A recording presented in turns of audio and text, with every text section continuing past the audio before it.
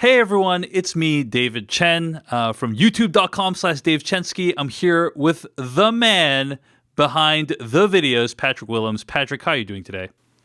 I'm doing really well, David. Kind of tired. It's been a long few weeks of making the latest video, but I'm doing pretty well. How are you? I'm good. I sense this one took a lot out of you. We're here today to talk about your latest video, What Do We Want from a Star Wars Movie, Part 2. And it's in this video that you kind of describe your thoughts about Rise of Skywalker and chart a path forward for your own personal Star Wars fandom. So I want to start by asking you about why you decided to do this video, because I'm pretty sure, if I recall correctly, like we were messaging around the time that Rise of Skywalker came out. You were also tweeting publicly about it. Rise of Skywalker is a movie that really broke both of our hearts, might be a little too strong, but it really bummed us out. It really bummed us out. It really did not live up to what we were hoping it would be. And I think you at some point had said like you didn't want to make a video about it, or you were not looking forward to making a video about it. But here we are today talking about your video about it. Why did you eventually decide that you had to put this together? So the funny thing is, I knew I was going to make this video probably 2 hours after I saw Rise of Skywalker. But I also knew that I was not going to do just a straight-up Rise of Skywalker video. And when I said I was not going to do one, I meant that. I wasn't going to do like a video, that I was going to crank out like a week or two after the movie about like why I think it's not good, because I wasn't interested in that, and also it was Christmas and I was tired and I didn't want to do that. But after the movie, like after I saw it, I met up with my friend Adam at a bar to basically drown our sorrows in alcohol and like process all of these difficult feelings. And during that conversation, as I was talking about how profoundly disappointed I was and how it felt like Star Wars wasn't really for me anymore, I think he said, "You have to make this video, and it has to be a follow-up to the one from 2 years ago." And I was like, God damn it, I think you're right. Yeah, I'm going to take a couple months to just think about it and sit on it and work through all the thoughts. And I really, but like from December 19th, 2019, I knew I was going to make this video, and the goal was always to make it my last Star Wars video. My last statement on all of this. You have said that this is your last Star Wars video. I think somebody on Reddit pointed out that the video that you and I are making right now actually could technically also be construed as a Star Wars video. So you've already broken that promise. So I just feel the need to point that out. Wow. So some people are saying like, well, you'll make another one again in like 30 years. And wow. More like 30 this came hours. Way sooner. More like 30 hours. That's how long it took you to make this video. Okay.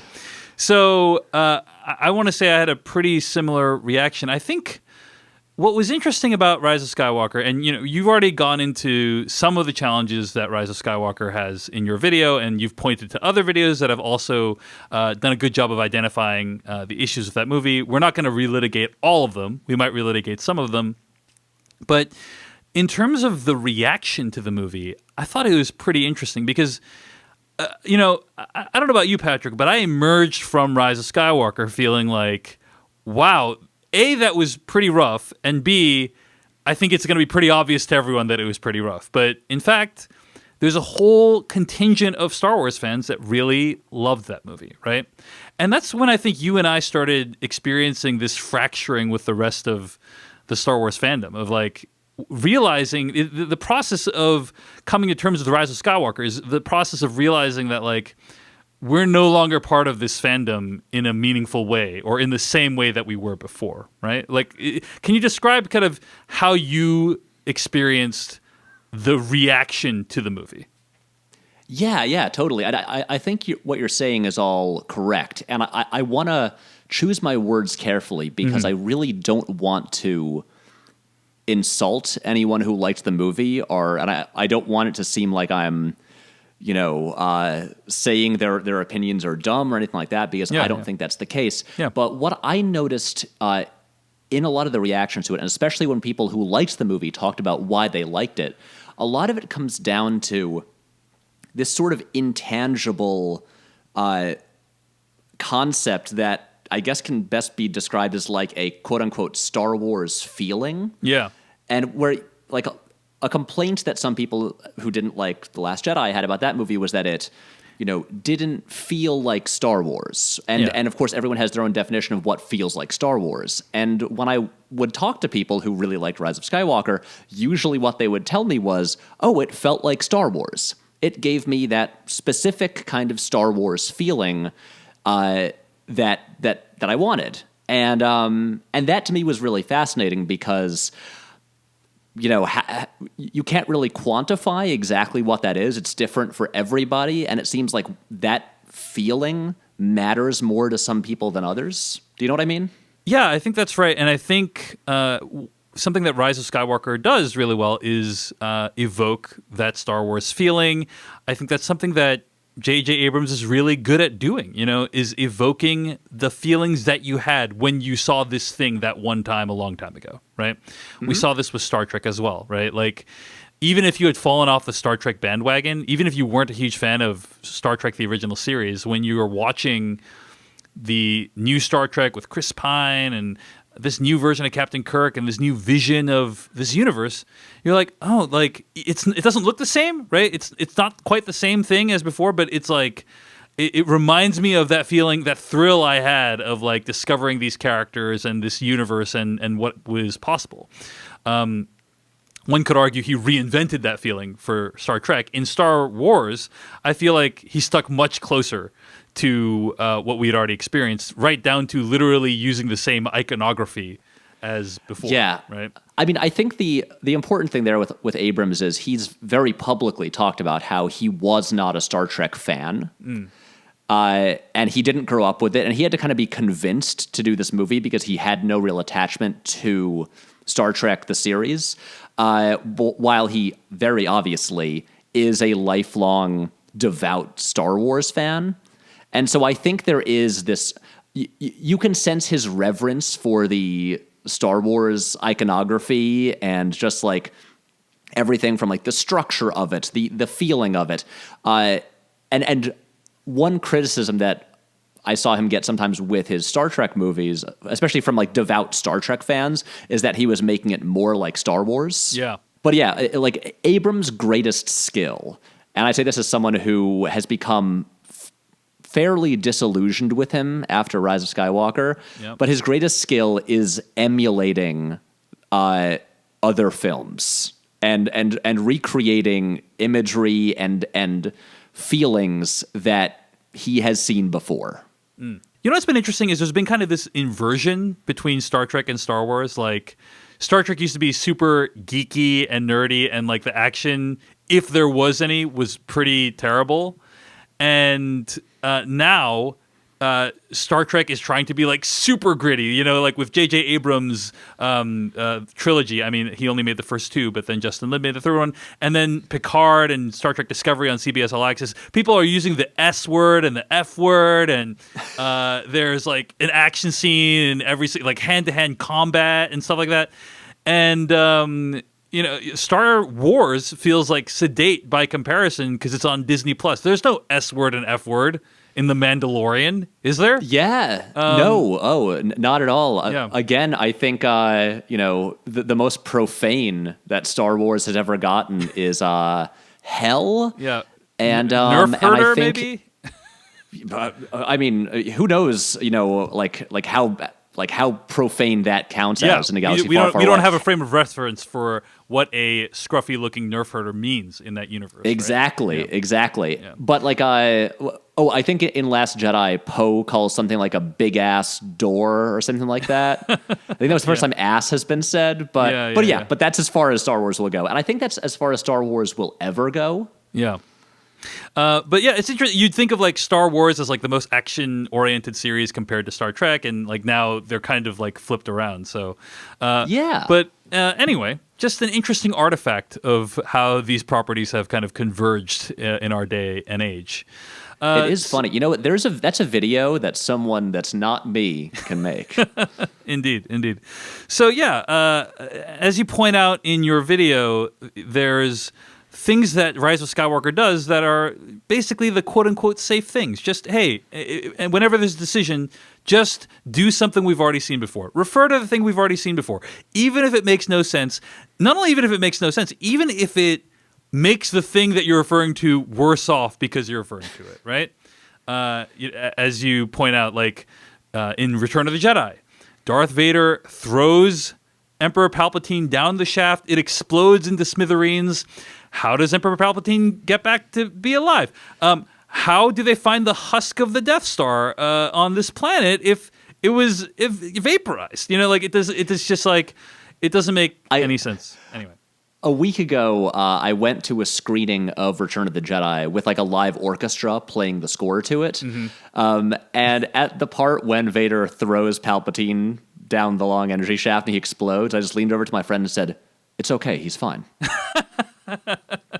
Yeah, I mean, and it's so weird to look at that now, and especially when the Death Star explodes and there is nothing left. There's nothing, and to think it's like gone. Right, like but like it basically just fell down to the planet intact. And to be totally clear, that is the least of the movie's problems. Yeah. But something that you point out, though, is that like one of the net impacts of this is that J.J. Abrams' movies are like kind of deeply pessimistic. I pointed this out in my review of Rise of Skywalker on the Slash Filmcast. But like, if you think about Force Awakens, right? Like Force Awakens, as thrilling and as fun as it was, and as great as the characters are, and as awesome as the performances are, and as much as I love hanging out with Finn and Rey and stuff like that, Force Awakens is a deeply pessimistic film because what the premise of Force Awakens supposes is, what if none of the stuff that happened in the first 6 films made any difference, right? Like, what if at the end of all that, we're just basically reset not only to status quo, but the enemies actually have a more powerful weapon than they had in Return of the Jedi, right? No, you're completely right. It's funny because I've been after Rise of Skywalker, and it made me question things about J.J. Abrams that I had not quite questioned before, but it also made me look back at Force Awakens and his choices there. Like after I saw how in Rise of Skywalker, he had no ideas. All he could do was rehash and recycle story beats and images and moments that we'd seen before.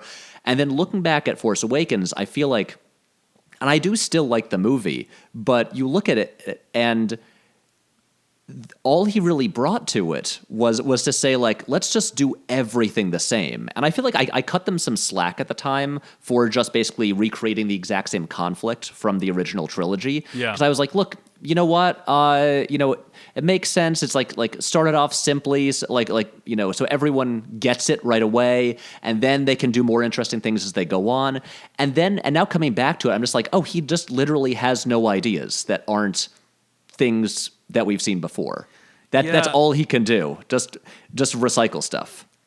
Rise of Skywalker does certainly paint Force Awakens in a much worse light, I think, right? Because you look back on it and you look on Force Awakens. I agree. I also gave it a pass because, first of all, J.J. Abrams is really good at casting, I think, right? Like he's so good at casting, and he's so good at introducing characters. Yes, introducing characters, right? Like I interviewed Rian Johnson during Last Jedi promotion time, and he was like, if you ever have the opportunity to direct a film that's cast by J.J. Abrams, you should definitely take it, because that's basically what Rian Johnson did, right?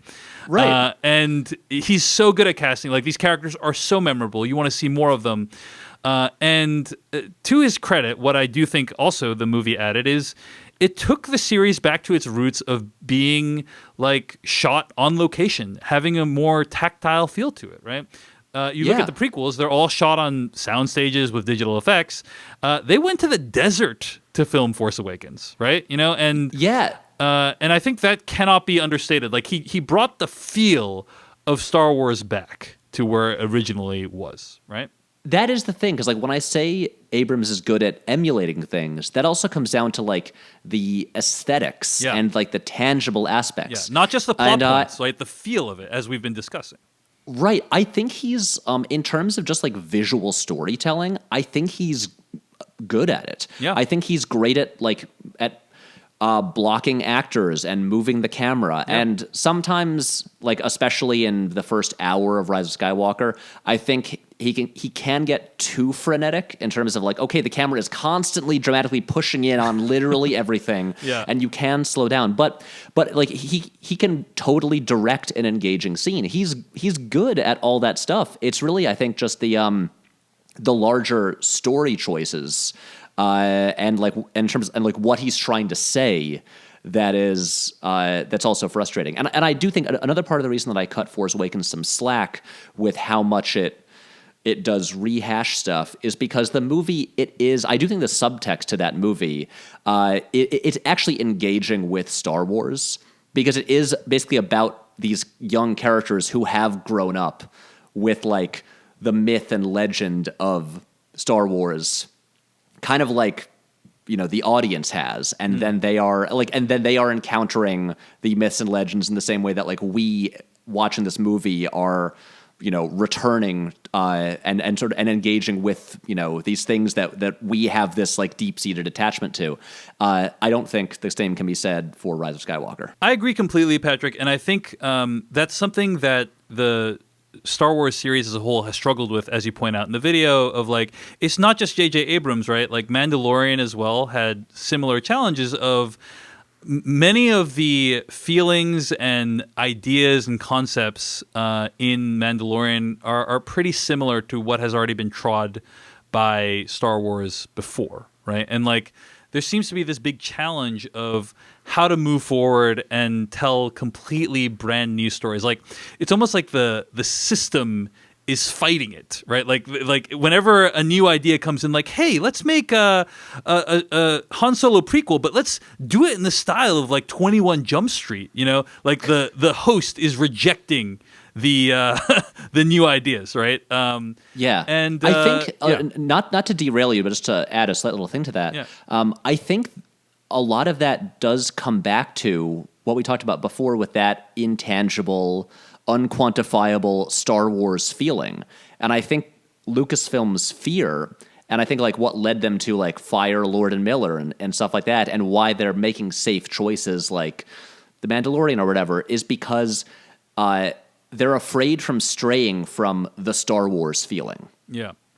I think I like, again, this is just me, I don't know, being like an armchair psychologist for a big corporation. Yes. But isn't that basically all you do on your channel, though? Is my understanding?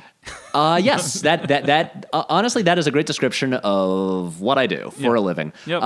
But I do think that's it. I think like their safe choices are because like with Star Wars more so than other franchises, a lot of the audience is tuning in to get a feeling more so than a story. That is kind of the overwhelming sense I got from people who enjoyed Rise of Skywalker, right? Like, having spoken with people who enjoyed Rise of Skywalker, the thing that, like one common unifying theme was that all those people said, like, it made me feel like this was Star Wars, you know, or I felt like this was a great Star Wars film, or I felt like this is a great Star Wars film again after Last Jedi was not, right? And I think that feeling is composed of a lot of different things, some of which you identify in the video, you know, the sound of Star Wars, Chewie just doing his thing, you know, all those kinds of things. Those all make up what people are looking for. But it really does feel like it's at a crossroads now. You know, it really does feel like there's a question of what is the future of Star Wars. And, you know, you pointed out that like, oh, I'm actually kind of glad you said that like Solo failed because we missed out on a bunch of standalone Star Wars prequels that would have told extremely similar stories. I'm curious, were none of those interesting to you, right? Because there was so for instance, like one of the I would watch that Dexter Jetster prequel movie in a heartbeat about how he opens Dex's diner, you know, struggling being a small business owner on Coruscant. That is a movie that I would watch. Oh, I'd see it 5 times in theaters. Yeah, but I meant like actual, like for instance, there was going to be a Boba Fett movie that James Mangold was doing, right? I remember when I heard that, I was like, James Mangold seems like he'd probably make a good Star Wars movie. I don't want to see a Boba Fett movie. Yeah, and we already have The Mandalorian as well, you know, so like... Exactly. How much new territory would it really have? It's just the Boba Fett show. Because, again, Boba Fett isn't a character. He's a cool costume design. I'm sure there are potential, prequel-type things, or just, others, stories set in the past involving younger versions of characters we know. I'm sure that there's a good way to do it. I'm sure some of those movies I might enjoy, but just that general model of let's just make a whole bunch of prequel movies about the young versions of characters that we like just seems so cynical and boring to me. Yeah. So. I mean, they could always turn out great, but I just think the premise of the idea I don't like. You conclude your video by saying that, you've decided that you're going to pick and choose from what you like about Star Wars. You're getting into the Clone Wars. I think that's just generally a very healthy way to do it. But overall, the whole process of Rise of Skywalker was really sad. I think that I had gotten my hopes up after Force Awakens. A lot of people were really disillusioned by the prequels, which, even though they emphasized new ideas, new technology, and new worlds, you cannot fault them for that, right? As you put in the video, the execution was pretty rough. There's a lot of scenes in those movies that are very laughable. There's stuff that's just weird. There's stuff that undoes stuff in the original trilogy that's kind of alienating. And Force Awakens felt like it righted the ship. I felt like, what? I'd kind of put my fandom away into onto the bookshelf, but I can hope again now. I can hope that this is going to go somewhere interesting and be a satisfying story. And Last Jedi did that, as you pointed out in your video. And then for that to just come kind of crashing down in the way it did in Rise of Skywalker, it was very disillusioning for me. And I think I have the same approaches. We messaged about this when the movie came out. I don't think this is for us anymore. This whole situation, this whole fandom, it's not really for us. But I really like the hopeful note that you took, which is, hey, you can just choose what's for you. You don't need to accept the whole thing. You can pick and choose, and there's some things you can like the score, and there's other things that you can reject, like Rise of Skywalker, and no one's going to get upset about it, other than, maybe a past self who was a purist. Also, don't talk about it on the internet. I mean, that's the first mistake that I've already made. For sure.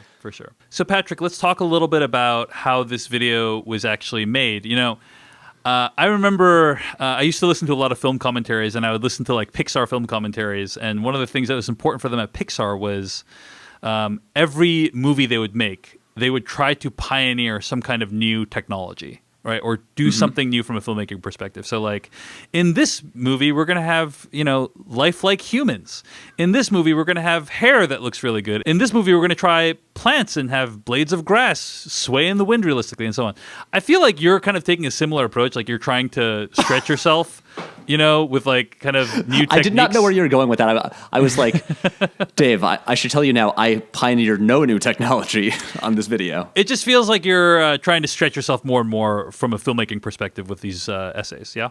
Oh, yeah, totally. I mean, again, I am a person who, wishes they could be just directing movies, which is not to say I don't love making the video essays. I do. I really do. I am very lucky to be able to do this for a living.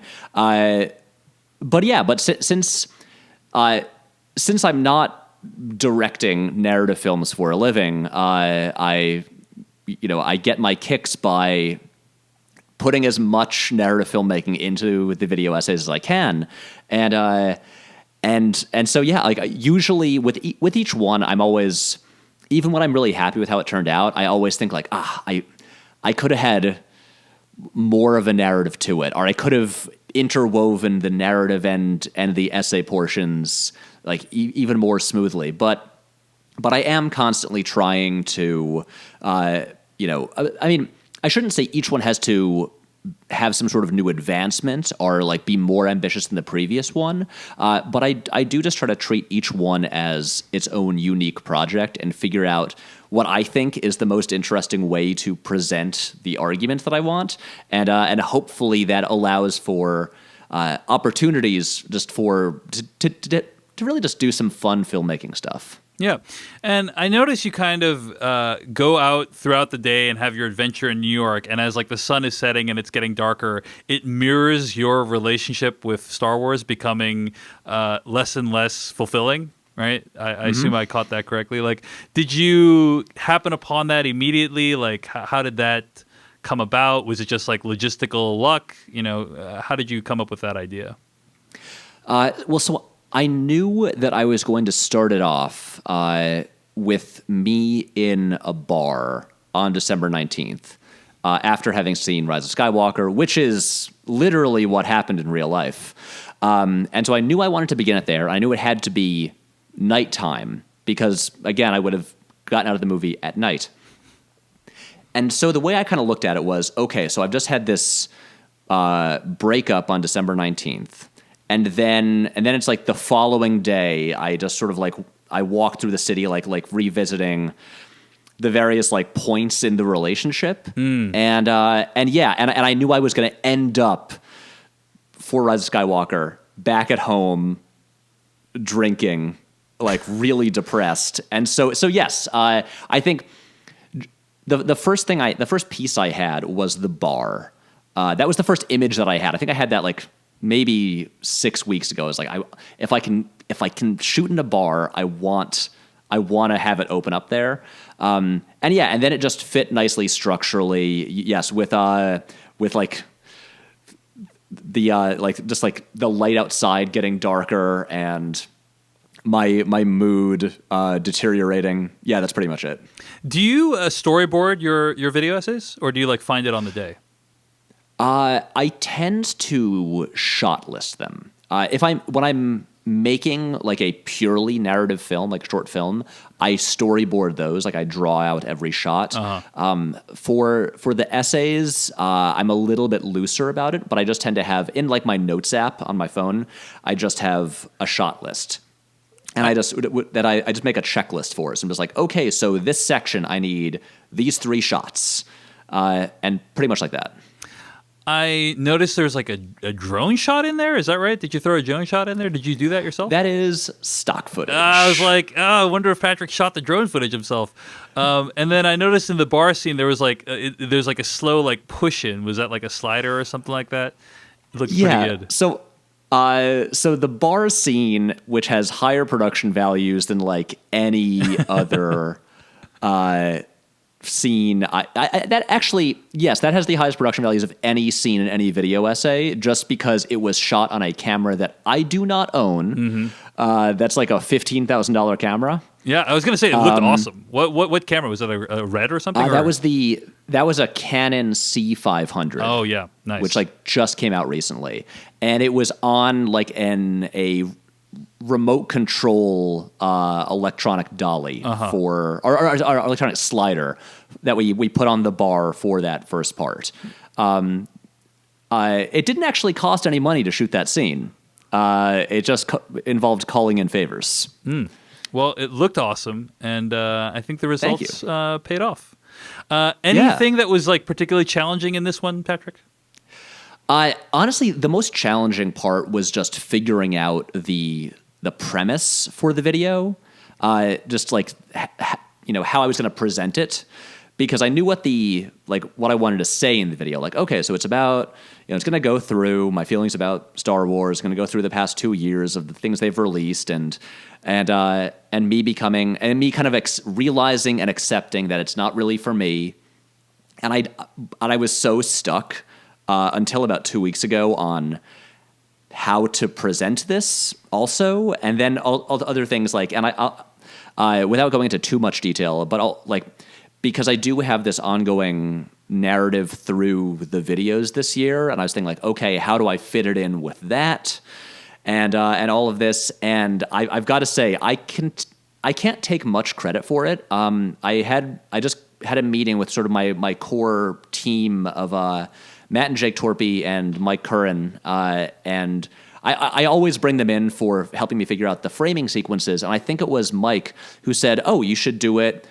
Open it like a breakup, like at a bar, and then do like a high fidelity riff, like you're going back through the like revisiting points in the relationship." And I was like, "That makes perfect sense." Yes.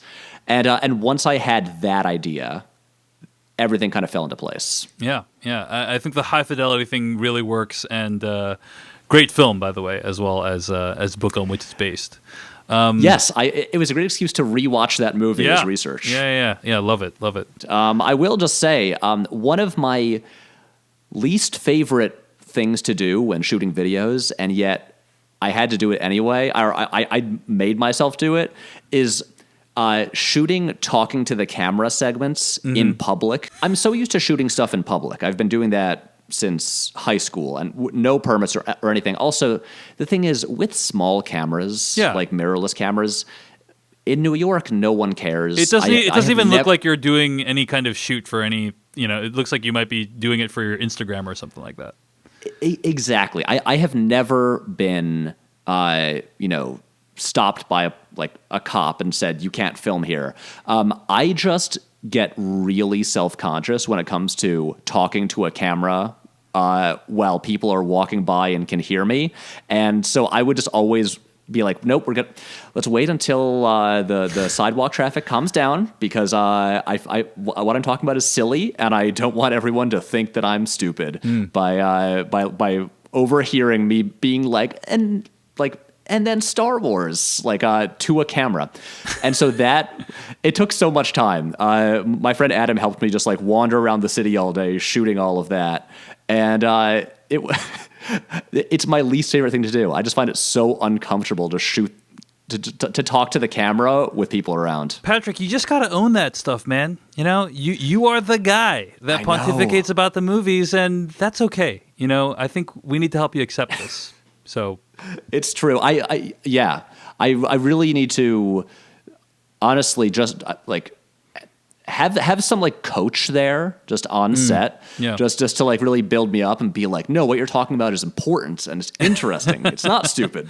By the time you accept your place in the YouTube ecosystem, you're going to encounter the opposite problem, where people recognize you so much that they stop you and say, hey, it's Patrick Willems, while you're trying to film something, and then it'll become a huge pain in the ass. So accept it as soon as you can, man, because you've only got a limited window where you can do this anonymously. It's funny. After I posted the video, one guy tweeted at me and said, "Hey, I thought I saw you filming that at the corner of Prince Street and Sullivan Street." And he was like, "Yeah." And now I see that was you. And but he did not actually. Stop me. One day, Patrick, it's going to happen. When I was watching it, honestly, when I was watching the video, I honestly thought the hardest scene to shoot. I was thinking to myself, knowing we're going to have this conversation, talk about how the video is made, what might have been the hardest thing for Patrick to do? And my guess was that it was actually that R2-D2 holding up the boombox, because you'd have had to build some kind of rig around him to hold up the boombox. And I was like, that looks like it might have been difficult. Was it, Patrick? I'm so glad you asked about the R2-D2 say anything shot. Yeah. So that was surprisingly easy. It just, honestly, the most time-consuming part of that was searching on Amazon for a baby-sized trench coat to put on R2-D2. Yeah. No, honestly, it was pretty easy. It was the final thing I shot for the entire video. I shot it, I don't know, maybe 6... Actually, no, I would say if the video published at 10 p.m. on Thursday, I shot this at, I think, maybe 1 p.m. Wow. And really, the thing is, I was able to balance the boombox on R2, precariously, but I could get it to just stand on its own. Yeah. And then I just used duct tape to tape the sleeves to the boombox so it looks like he's holding it up. And that's all it was. Oh, I see. Okay, so there wasn't some kind of armature or something like that. No, it's literally just balancing one thing on top of another and then taping some stuff together. Well, Patrick, here's the thing that's cool about that story you just told me is now you can write the second best 6-word short story ever made. Baby trench coat for sale, never worn. Okay, anyway, I think that's a good place to wrap it up. Totally. But great job on the video. Really enjoyed it. And I think based on the response, it's helped a lot of people, including myself, come to terms with what has happened to their own Star Wars fandom in the wake of Rise of Skywalker. Thank you so much. That really means a lot to hear, and I'm so glad you enjoyed it. Yeah, for sure. So if you are watching and listening to this, thanks for tuning in. If you're interested in more of my stuff, I have a YouTube channel as well. I do video reviews of new films every week. You can find that in the description, links to click there, as well as at youtube.com/Dave Chensky. If you enjoyed this video and want to see more videos like it, subscribe to this channel, get notifications for this channel, and we'll try to make these as often as we can. Anything else to say, Patrick? I think that's all. Just, Dave, pleasure talking with you as always. Same, sir. Same. Until the next one. See you later.